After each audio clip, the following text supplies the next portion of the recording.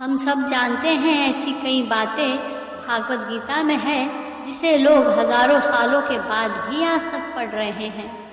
तो चलिए जानते हैं भागवत गीता से 5 सीख। पहला है, बुरे हालात कुछ न करने से ही आ जाते हैं, लेकिन अच्छे हालात पैदा करने के लिए कुछ क्रिया करना पड़ता है। भगवत गीता शुरू ही इस उद्देश्य के साथ होती है कि अगर आप कुछ हासिल करना चाहते हो, लेकिन आप खुद कुछ करने के बजाय अपनी किस्मत को भगवान पर डाल देते हो कि वह आपका काम करे और आपके जीवन को बेहतर बनाए, तो ऐसे में आपको बुरा परिणाम ही मिलेगा।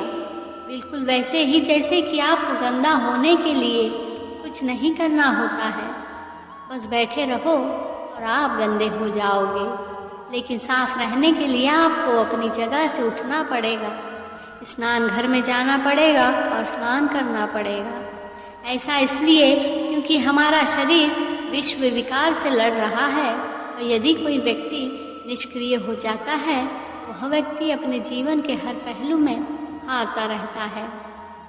दूसरा है, बदलाव एक जीवन का नियम है, इसलिए हर खुशी या दुख अस्थायी होता है। श्री कृष्ण कहते हैं, हमारी इंद्रियां आवाज, गंध, स्वाद या महसूस करे जाने वाली चीजों के संपर्क में आकर हमारे अंदर ठंड, गर्मी, सुख, दुख या तनाव जैसी स्थिति पैदा करती है। यह अस्थायी है, यह जैसे आती है वैसे चली जाती है, इसलिए इन बदलावों को सहना सीखो। सफलता या महारत हासिल करने के लिए एक इंसान को परिस्थितियों के हिसाब से ढलना होगा, बेहतर समाधान ढूंढने होंगे और अपनी उपलब्धियों को पहचानना होगा।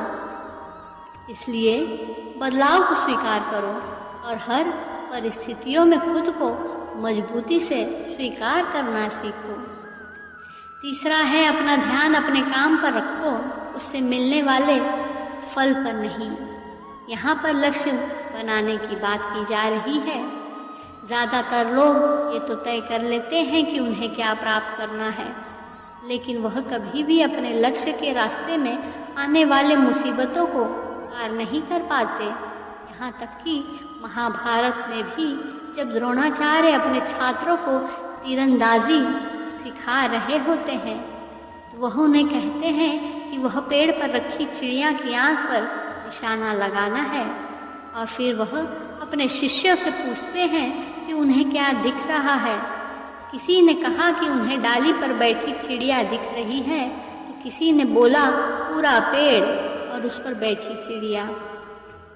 लेकिन जब अर्जुन से पूछा गया कि उन्हें क्या दिख रहा है, तो उन्होंने जवाब दिया कि उन्हें सिर्फ और सिर्फ चिड़िया की आंख दिखाई दे रही है, ना ही वो डाली जिस पर वो बैठी है, और ना ही चिड़िया का शरीर, और ना ही वो पेड़, सिर्फ और सिर्फ चिड़िया की आंख ही दिखाई दे रही है। और जब अर्जुन तीर चलाते हैं, वह सीधा चिड़िया की आंख पर ही लगता है। बिल्कुल ऐसे ही हमें भी अपने लक्ष्य के रास्ते में बहुत सी मुसीबतें और रुकावटें मिलेंगी, और हमारे ध्यान को बिना उपयोगी चीज़ों की तरफ मोड़ेगी। इसलिए अपना ध्यान किसी एक लक्ष्य पर इतना गहराई से लगाओ कि आपको बाकी कोई चीज़ दिखे ही ना। चौथा है, आप वह बनते हैं जो आप अपने आप को मानते हो। विश्वास एक बहुत ही ताकतवर चीज़ है।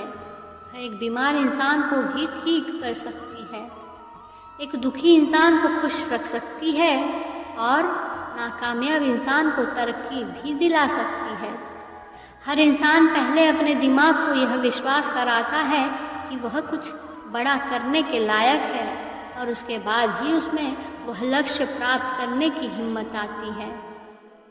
इसलिए आप भी अपने आप पर विश्वास करो कि आप भी मुश्किल कामों को करने के लिए तैयार हो और अपना लक्ष्य हासिल कर सकते हो।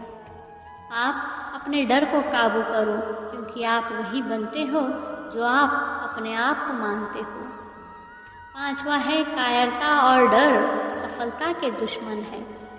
डर हमारे सबसे पुराने भावनाओं में से एक है, जो हमें अपनी क्षमताओं पर शक करवाता है और यह बाहर आता है जब हम या तो किसी परिस्थिति को पूरी तरह से समझ नहीं पाते या फिर जब हम अपने भावनाओं को मैनेज नहीं कर पाते। यह डर हमें कायर बनाता है और अपने लक्ष्य से भटकाता है।